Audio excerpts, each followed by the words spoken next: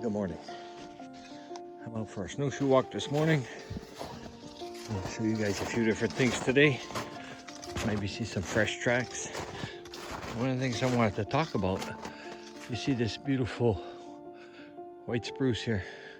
It's got notches on it on both sides. This is a trail I've been using for, my goodness, close to 20 years. And you can see how the notches have healed in the tree. In nature, nothing really goes to waste. And the old days, they used to mark trails, prospectors, trappers, so on, used to mark these trails with notches on the trees, no fancy ribbons and all that stuff that's kind of plasticky, and yeah, they eventually disappear. But used to notch the tree both sides. You see how it's completely healed over. And if you look up at that tree, well, I'll back up a bit, but you'll see that tree's nice and healthy. And still got all green tops. There, look at that. Nice big trees. I think they'll be 40 feet plus. Nice big trees, healthy. Anyways, so beautiful day for a walk. It's I think -2 intimates right now, which is not a bad day. Oh, we got tracks on our trail here. Oh, it's coyote.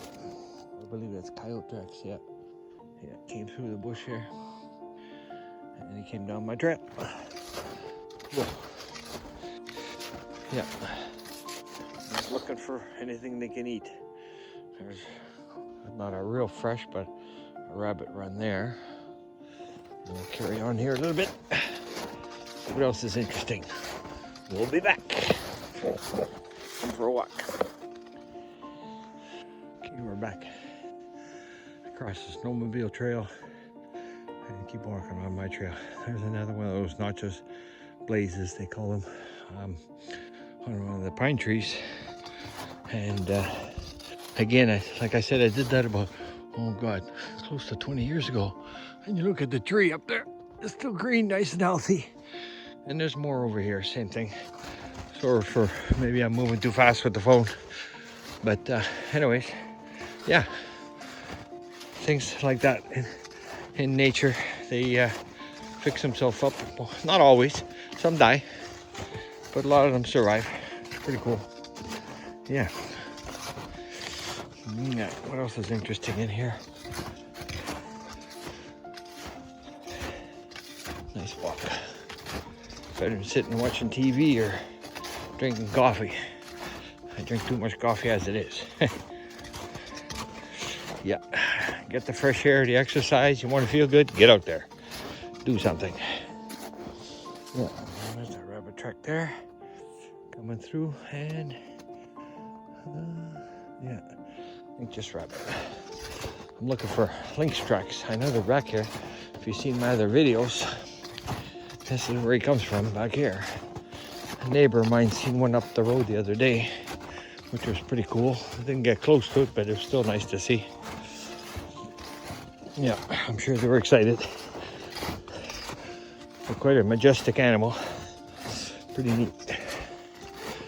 But then again, they follow the cycle of rabbits. If rabbits about every 7 years die off in pockets, different locations, not everywhere, but large pockets of population drop off, so they don't overpopulate, and then the lynx population follows the next year. They crash. Regardless if you harvest lynx, don't harvest lynx, or rabbits, it doesn't matter. Nature takes care of it, up and down. And yeah, that's how that works.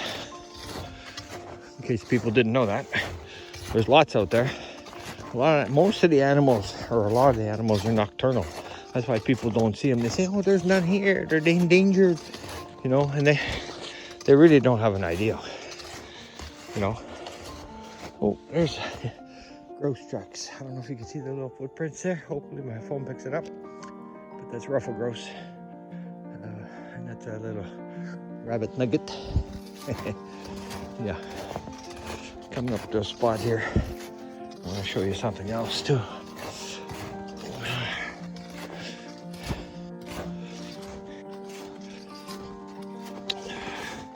In nature, in the boreal forest, the bush we call it, what happens is trees die naturally. They die regardless of you know what's going on. Regardless, sometimes the wind breaks them, stuff like that. Storms, snow, excessive snow, things like that. There's that growth's been through here. Walk right through here. There's his tracks right there. Yeah, I should be able to see that good. Okay. Anyways, this old jack pine tree I want to show you. If you look at it, in fact, I'll try zooming in here. You can see the holes that are put in there.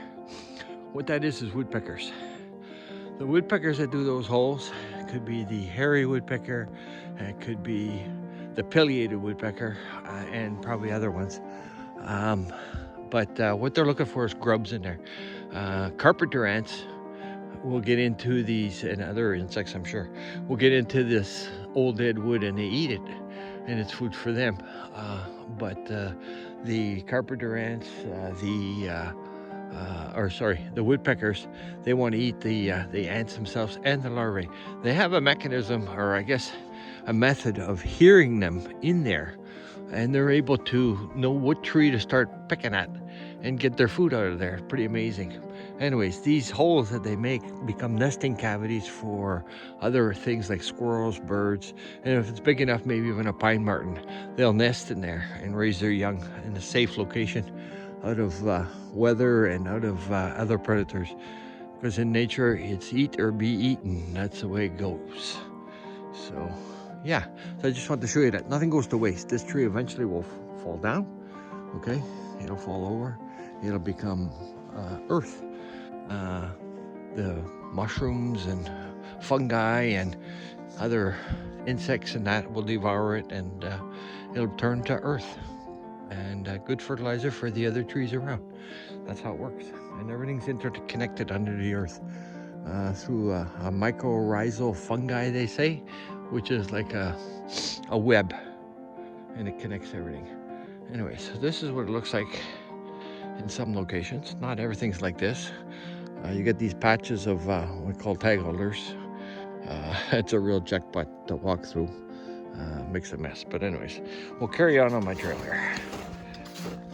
So we'll turn it off for a second and then come back to interesting points if there's something more interesting for you guys to see. There you go. Oh yes, look at that. A rabbit went running through there. Yeah, in a hurry. Something chasing him. Yeah, you can see his tracks there. Something's chasing him. And of course, our rough grouse is still walking around, which is cool to see. There's the partridge tracks. Okay, in a bit. Okay, back to the woodpeckers. You can see the grouse tracks and a rabbit track there. But woodpeckers, they go after any dead tree. And you can see here in the snow, you can see the bark pieces of wood flying, and basically what they did is they made a little hole there looking for some grubs. Yeah, pretty cool. That's new, that's fresh. Last time, a couple days ago, I was here and I didn't see that, so I'd point that out. Yeah, we'll carry on just a little bit more open in here, and then I go up and thicker stuff and on. Okay, we'll be back. Okay, we're back. The cluster of rabbits in here, there's quite a few rabbits, and of course the predators are after them. You can see fresh coyote tracks on my trail here. You can see their footprints right there. He'd come across there, and he's a looking. They're looking for good. Actually, that one's big enough to be a wolf track. Yeah, I believe that's a wolf that went through there. Yes, it is. But on my track here, I believe is a coyote. Interesting. They're pretty much the king of predators out here, the wolves. They can take down just about anything they want to. Young, old, sick, not sick, healthy. They can take down what they want. A pack of them are pretty good. Yeah, there's another one of those notches, like I said. Tree's still nice and healthy. Yeah. See? He healed. It's all good.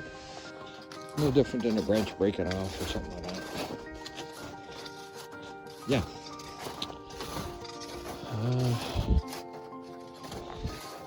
What else we got in here? Grab the tracks on my snowshoe trail. And there's going to be another one of those logs up here. Well, not logs, but, well, old broken stump. There's an older, that's probably that wolf. Yeah, see, he came down that hill there. Came right down there. Come through there looking for goodies. Came across. Yeah. I've seen his tracks in here before. A couple different, and right in this area, close to this. Yeah. Anyways, back to the woodpecker things, woodpecker trees. You can see this tree right up ahead here. This log, it's an old poplar tree. Some people call them aspen. Well, it's got a pretty good hole in it. Probably enough for little critters to make a nest in there.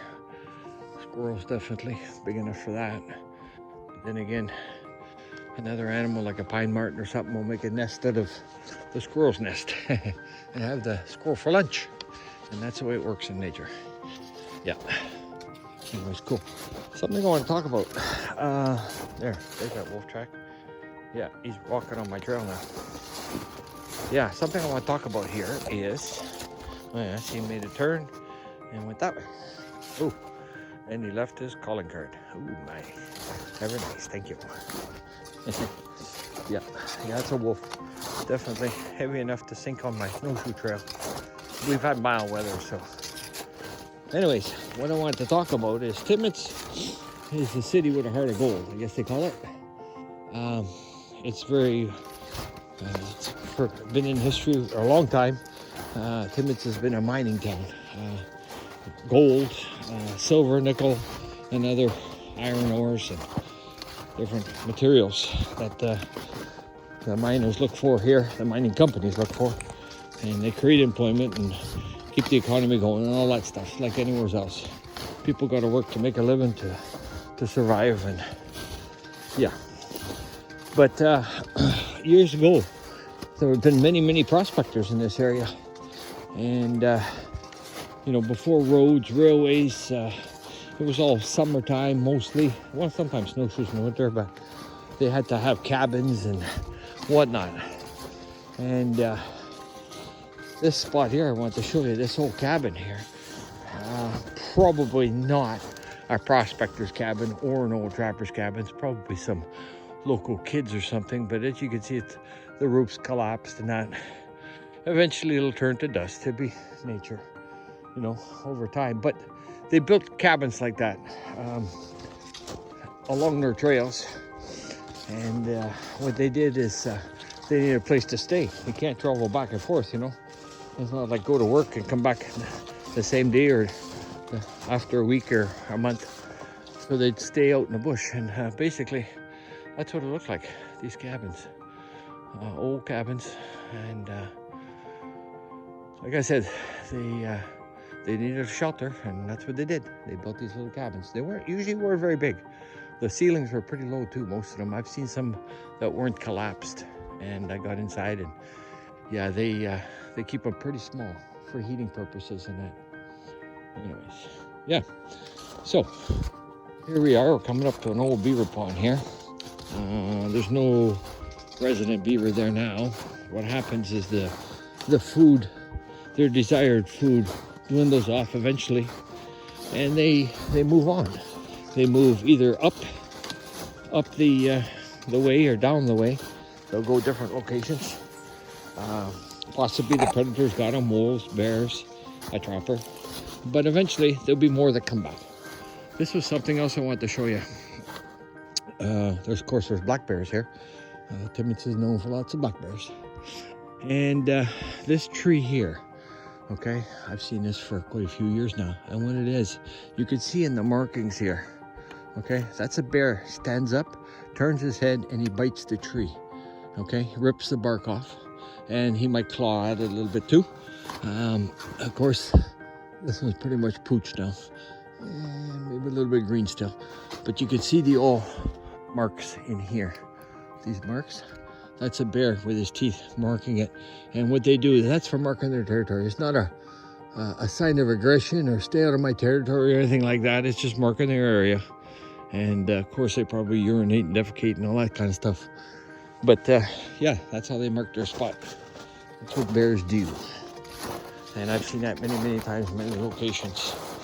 And sometimes they're higher than others. So they say, you know, when the markings are higher, the other bears see that and say, ooh, that's a big guy. We better stay away. You know, things like that. So anyways, this is what an old beaver pond looks like. Again, not much water in here right now, but we're gonna head across this. But at one time, the water was probably up another 3-4 feet. Fill the beaver backfill it, make themselves a home, and make a house. Oh, there's a weasel track going across. I don't know if you can see that. Yeah.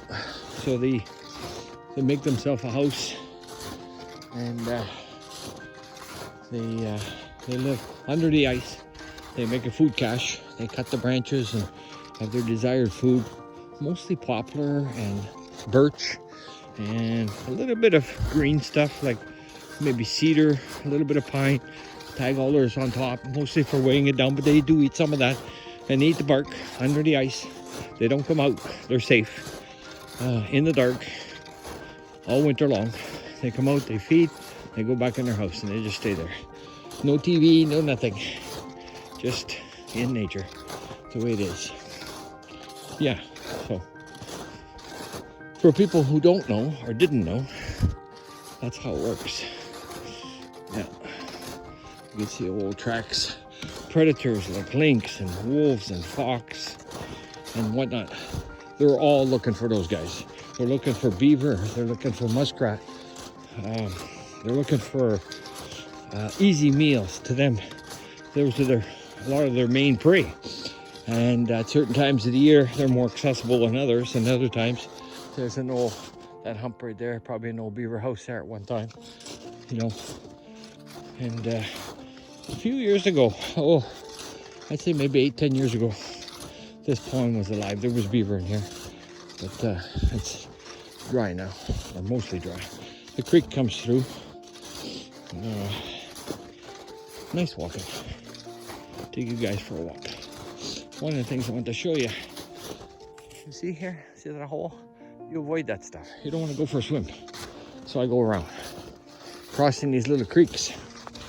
Can't get your behind wet.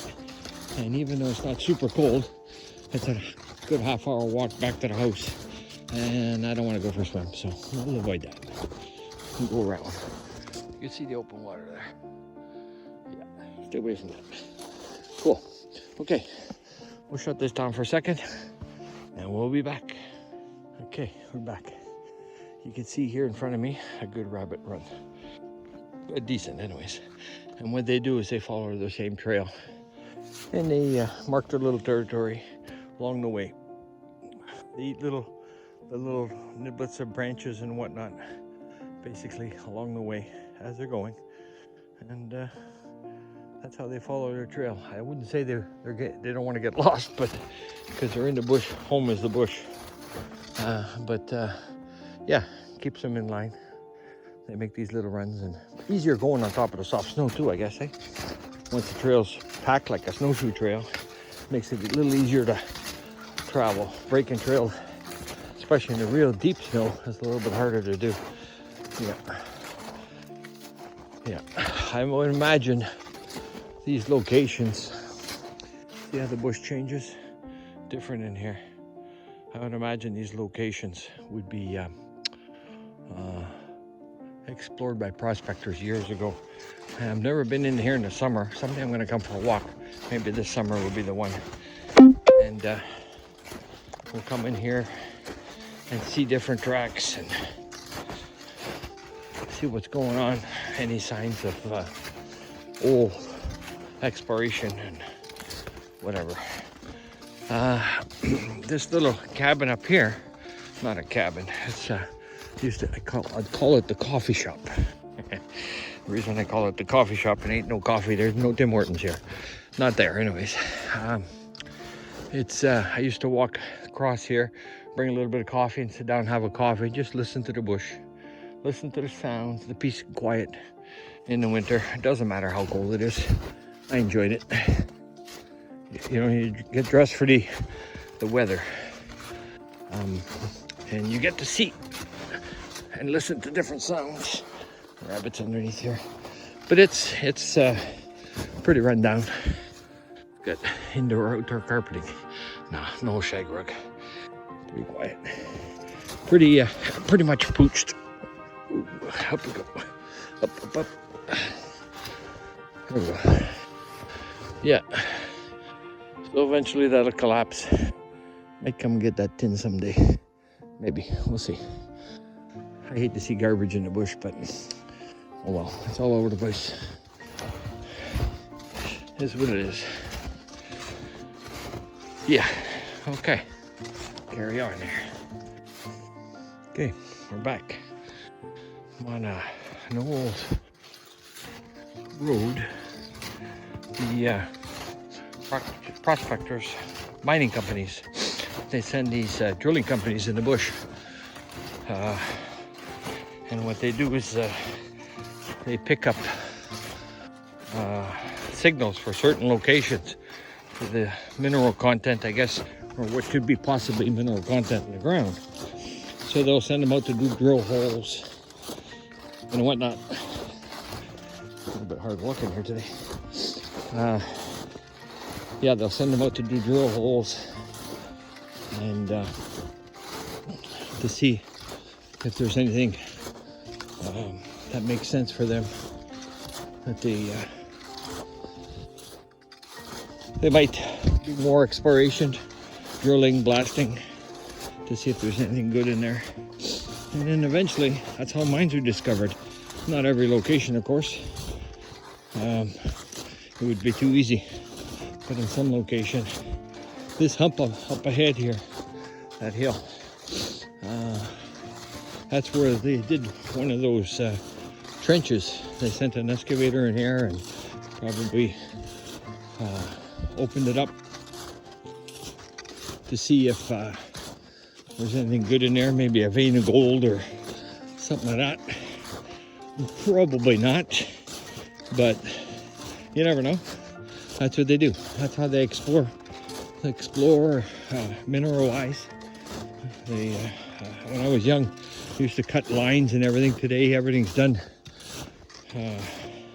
electronically.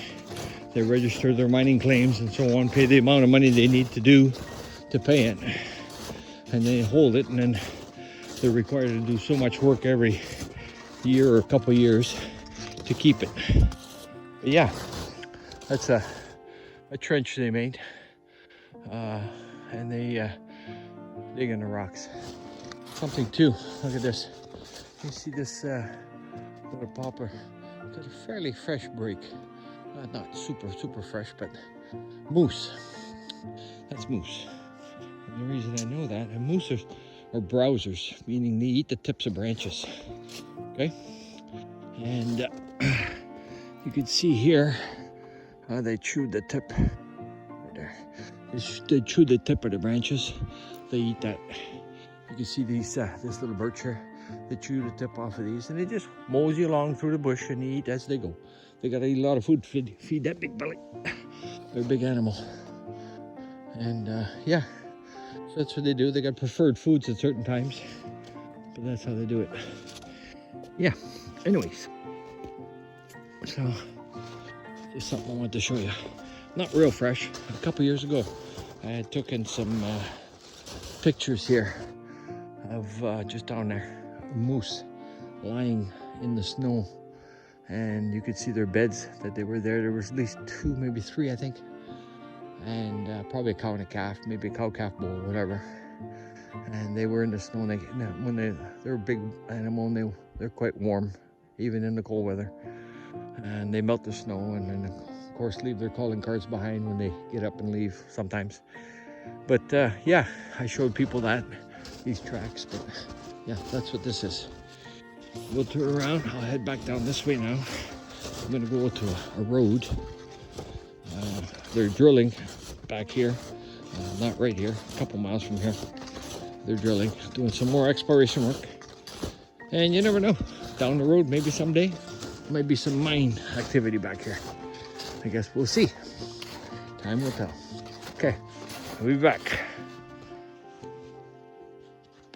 Look at this. 29th of January in Timmins. And we got a little spring on the road here, a little puddle that's not even frozen.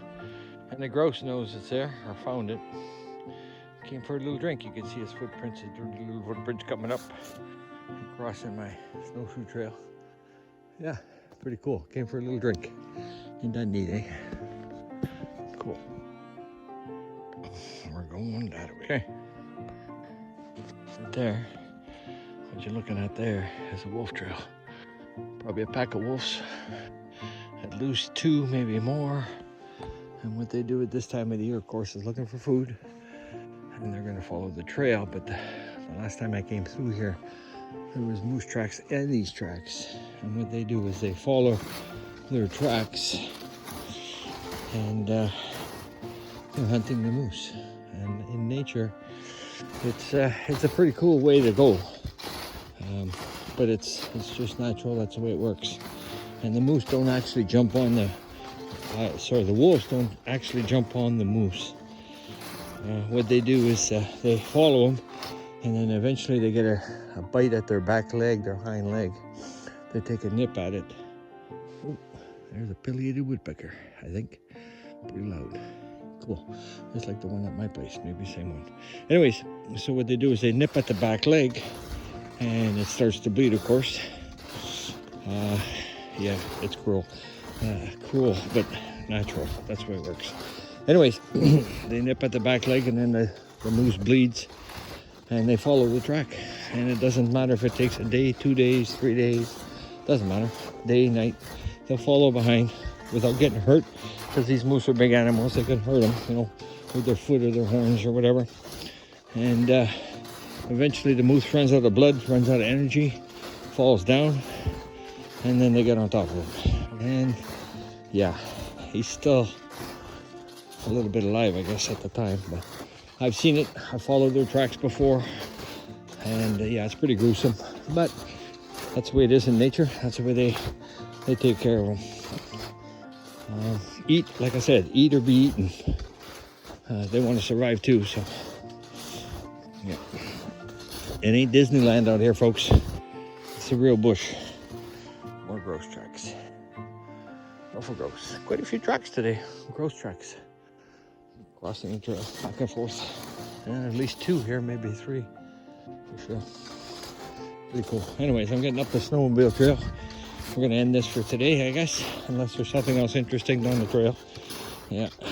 But yeah, you can see they've been back in here. The wolves, they got a big footprint.